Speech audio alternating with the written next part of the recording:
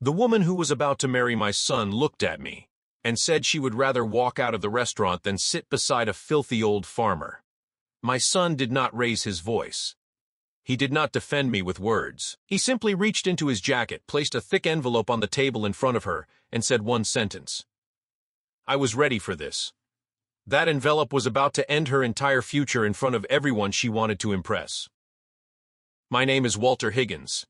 I have worked this land for over 40 years, and on the night this story happened, I walked into the finest restaurant in the city wearing the same clothes I wear to feed my cattle. My boots still carried dried mud from the barn. My brown work coat was thin at the elbows. My jeans had patches sewn in by my own hands. I did not dress that way by accident. I wanted to see, without any performance, how the woman my son planned to marry would treat a man she believed had nothing to offer her. The moment my son Grant saw me walk through the door, he stood up fast and crossed the room to wrap me in a hug that nearly knocked the wind out of me. "Dad, you made it," he said, and for one short moment my chest was full of warmth. That warmth did not last. Standing beside him in a black evening gown, with diamond earrings catching the light of the chandelier above her, stood Vanessa Kessler. Her eyes moved down to my boots the way someone looks at trash that fell off the back of a truck, and the smile she had been wearing for the room disappeared in an instant. She grabbed Grant by the sleeve and pulled him a few steps away, whispering in a voice she thought was too quiet for me to hear. 3 meters is not nearly far enough to hide contempt. "Grant, I am not sitting next to him," she hissed. Grant frowned and answered low but firm, "He is my father." Vanessa tightened her grip on her handbag and rolled her eyes. "I know that," she snapped. "But he looks like he walked straight out of a barn. Your parents are about to meet mine, and I refuse to let them think this family eats dinner with some poor old farmer."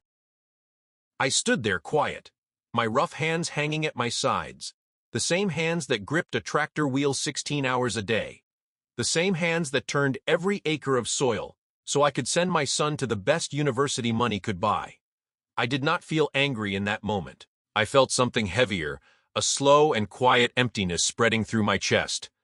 Vanessa had no idea that the poor old farmer she was ashamed of actually owned the ground the entire restaurant was built on. Grant did not argue with her. He looked into her eyes for a long, uncomfortable silence, and then he reached into his jacket and pulled out a cream-colored envelope. He set it down gently on the white tablecloth and said, "All right, I was ready for this." Vanessa glanced at the envelope and smiled, satisfied, believing my son was about to send me off to some small side table where I would not embarrass her. She thought she had already won.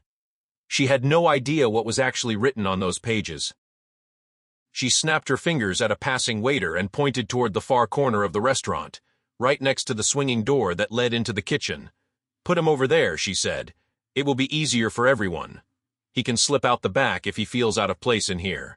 I said nothing. I walked to that small table beside the trash bins and sat down, the smell of dishwater and the clatter of pans drifting through the door behind me. Grant started to follow, but I lifted my hand and told him to stay. I wanted to watch this whole evening unfold from a distance. That is when Marlene Kessler, Vanessa's mother, walked in wearing a heavy fur coat, chin lifted high, scanning the room the way a buyer inspects property before making an offer. She stopped at the table, glanced toward the corner where I sat, and asked her daughter with a sarcastic little laugh, "Is that the man who delivers the vegetables?" Vanessa laughed too, a hollow, practiced sound, and answered, "No, Mother, that is Grant's father." Marlene paused for a second, looked me over from my muddy boots to my worn coat, and said, "Grant never mentioned his father still works with his hands." I looked her straight in the eye and told her calmly, "There is nothing shameful about earning a living with your hands. I am." Marlene smoothed the front of her fur coat and answered in a voice as cold as frost, "Of course not, as long as everyone remembers their place." Those words landed harder than any shout could have. It was not simple rudeness. It was a quiet, polished kind of cruelty, the kind people wrap in nice clothing so it sounds acceptable at dinner. Right then, Priscilla Combs, the senior manager of the restaurant, rushed over, walked straight past Marlene and Vanessa, and bowed her head toward me with real warmth in her voice. "It is an honor to see you again, Mr. Higgins," she said. I raised a hand quickly to stop her before she said anything more. "Just call me Walter," I told her. Vanessa narrowed her eyes, glancing between us with suspicion. But Marlene brushed it off, assuming the staff was simply being polite to an older customer to protect the restaurant reputation. Grant was still holding that cream-colored envelope, and Vanessa finally could not resist asking, "Is that my wedding gift?" Grant looked over at me for a long second before answering her. "You could call it a gift," he said, "but it is meant for someone who actually deserves it. We will open it once everyone has arrived." The word gift lit something up behind Vanessa's eyes, a flicker of pure greed she could not hide. And watching that flicker confirmed everything my son had suspected about her for weeks. My mind slipped backward while I sat there, remembering years I had spent raising Grant alone after his mother passed when he was only 8 years old. I woke at 4 every morning through every kind of weather, my hands cracking in the winter cold, all so I could keep this farm running and send my son somewhere better than I ever had. I sold my favorite truck to cover his college tuition. When his first business venture nearly collapsed, I quietly put up my best acreage as collateral for his loan, and I never told him a word about it until he found the paperwork years later on his own. I still remember what Grant said to me the summer he turned 18. "Dad, one day I am going to take you away from this farm," he told me, and I put my arm around him and answered, "I do not need to leave this place. I only need you to grow up and never feel shame about where you came from." Grant never let me down after that. But watching him sit beside a woman who looked at me like something scraped off her shoe, I felt something cut straight through my chest. I did not blame my son for staying quiet. This whole evening was something we had planned together weeks in advance. A plan built around one simple question. Would Vanessa show her true self once she believed nobody important was watching? 3 weeks earlier, Grant had overheard her on the phone with a friend, laughing as she said that once the wedding was over she would talk him into selling his father's old farm, because an old man had no real use for that much land. Grant had been shaken when he told me, but I asked him not to judge her off one sentence. "Give her the room to reveal herself honestly," I said, "because sometimes a father is not afraid of losing money. He is only afraid his son will spend his whole life loving someone who only loves what comes after his name." Back at the table, the air grew heavier by the minute. Vanessa turned her wine glass slowly between her fingers, glanced toward the kitchen corner, where I sat, then looked at Grant and asked, "After the wedding, who inherits your father's farm?" She was already dividing up everything I owned while I was sitting less than 30 feet away, still breathing, still very much alive. Grant set his glass down without any change in his expression and asked her why that question mattered right now.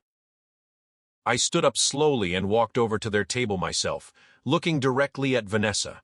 "I am still very much alive, Miss Kessler," I said. "I think it is a bit early to be splitting up my estate."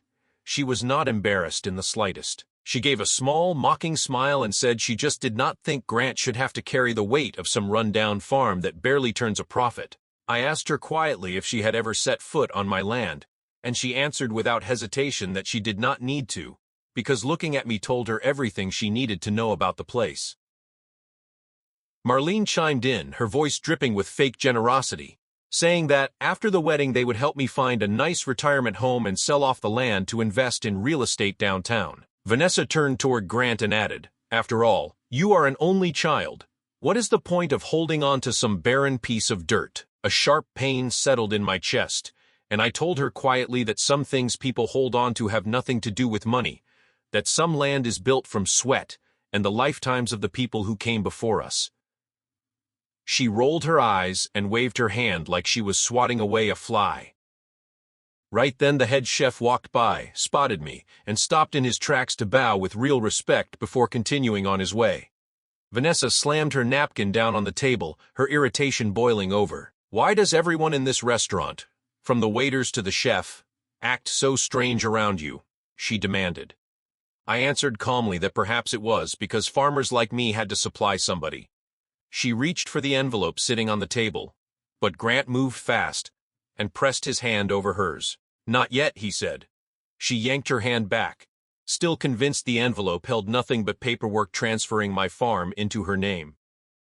Grant reached into his jacket again and pulled out a second document. a prenuptial agreement he had drafted himself, and slid it across the table toward her. "Before we discuss my father farm," he said, his voice steady and cold, "we need to be honest about our own finances first." Vanessa's face changed instantly. She looked from the paper to Grant, her voice trembling with anger as she asked if he trusted her at all. Grant answered simply that if her love had nothing to do with money, a transparent agreement should not bother her one bit.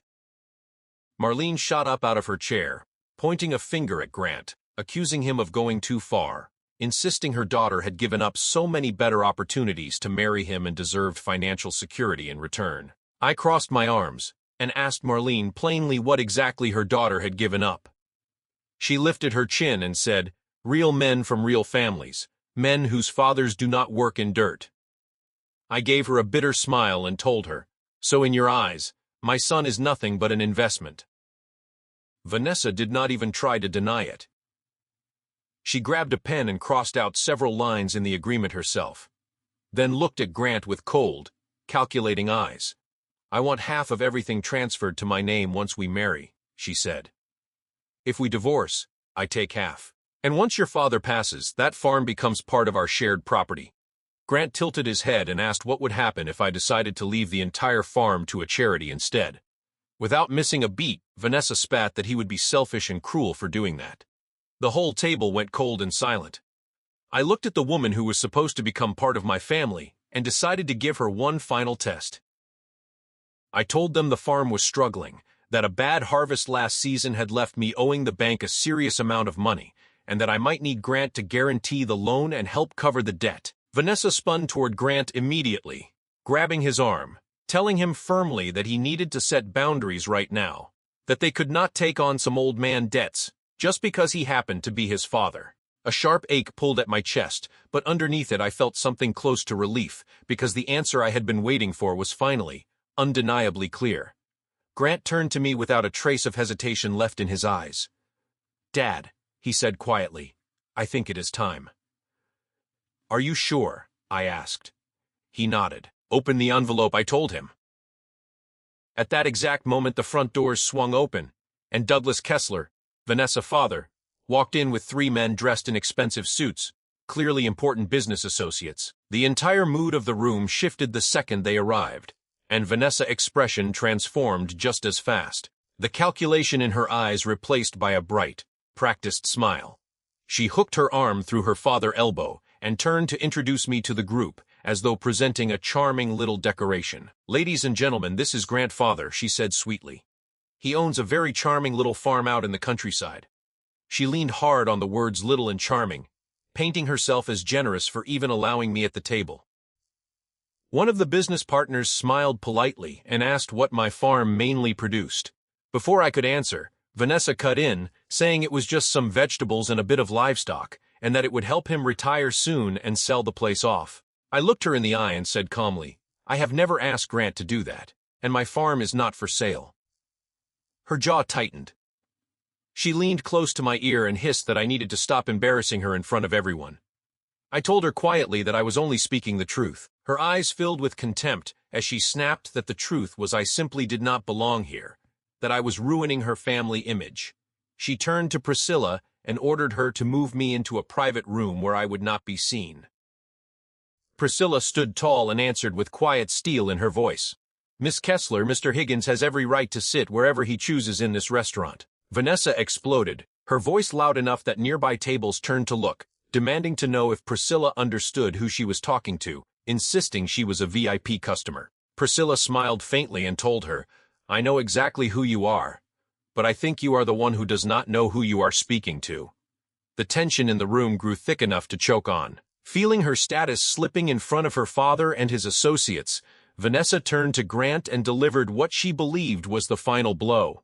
"Grant," she said, "either he leaves this restaurant right now, or I am calling off tonight and calling off our wedding." Douglas and Marlene stood back with their arms crossed, watching with total confidence, certain that no successful man would ever choose a broke old farmer over the woman standing beside him. Grant stood up slowly. He picked up the envelope from the table, and by the time it was opened, Vanessa was no longer looking at my boots at all. She was staring at her own name printed across the page. He buttoned his jacket, straightened his back, and looked at her with a coldness that had not been there before. Vanessa lifted her chin and repeated her ultimatum, "Either he leaves or I do." Grant glanced at me for 1 second, then turned back to her and said, "I choose my father." Vanessa froze completely. The confident smile on her face vanished, and she stumbled a step backward, unable to process what she had just heard. "Are you joking right now?" she asked. Grant shook his head, his voice flat and cold. "No," he said. "The only thing I regret is letting my father sit here long enough to listen to you and your mother insult him all night." Panic crept into her voice as she reached for his sleeve, insisting she was only thinking about their future, only trying to protect his image in front of her father associates. Grant pulled his arm free and asked her, "What image?" "The image of a successful man ashamed of the father who raised and educated him." She snapped back that she was planning for their future together, and Grant answered with pure contempt, "No, you are not planning for a future. You are putting a price tag on every single person in this room."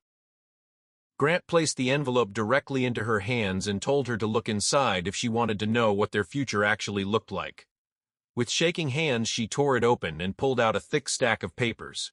Within seconds, her face drained of all color. She looked up at me, then back at Grant, stammering that this could not be real.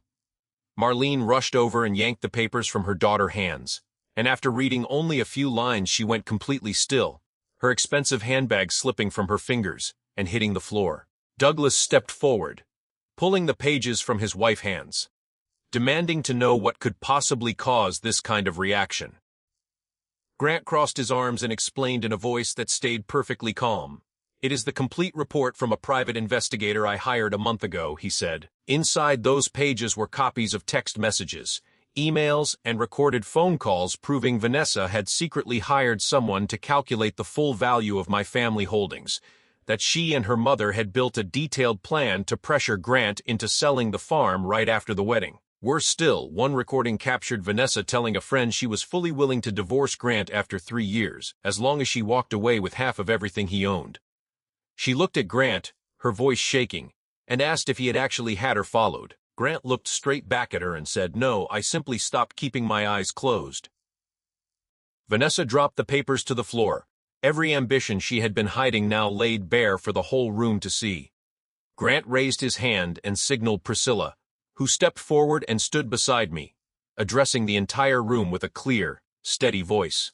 "Ladies and gentlemen, the man Miss Kessler just called a filthy old farmer is not merely the owner of some small farm," she said.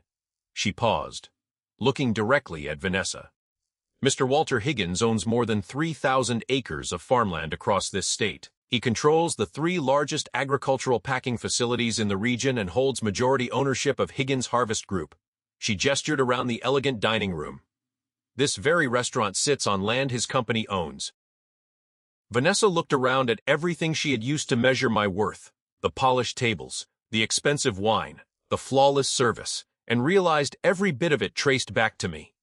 Douglas stared at me, his hands starting to tremble, whispering that I was the Walter Higgins of Higgins Harvest Group. I met his eyes and told him plainly, "I am just Walter. Business cards and money do not make a man's hands any cleaner, and they certainly do not make anyone's heart any kinder." Priscilla turned toward Vanessa, her voice thick with emotion, but steady with pride. 10 years ago, when my family lost everything and our home was taken from us, this farmer gave my father a job when nobody else would. He paid for my entire business degree." She looked directly at Vanessa. "The man you look down on tonight helped my family stand back up when no one else offered a hand." Vanessa completely fell apart, fear and regret flooding her expression, but it was far too late for any of it to matter. Grant pointed toward the last page still lying on the floor near her feet. "Read that one," he told her. With shaking hands, she picked it up and found it was a formal notice ending their engagement, along with a document revoking her access to every shared account he had opened for her. Grant held out his palm. "Give me back the ring," he said.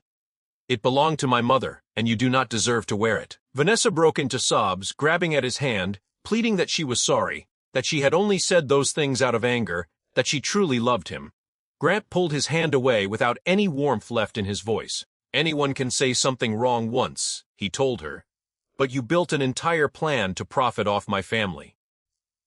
Vanessa sank down into her chair, thinking the loss of Grant was the worst thing that could happen to her that night. But Douglas was about to discover something even more devastating. The Kessler family had come to the restaurant that evening to close a multi-million-dollar supply contract, and they had no idea the man they just humiliated was the only person alive with the authority to approve it. Douglas approached me, every trace of arrogance gone from his face, replaced by pale desperation. His food distribution company was on the edge of bankruptcy, and this deal was meant to save it. A deal that fell entirely under the authority of Higgins Harvest Group, a company Douglas had only ever dealt with through Grant legal team, never realizing I stood behind all of it.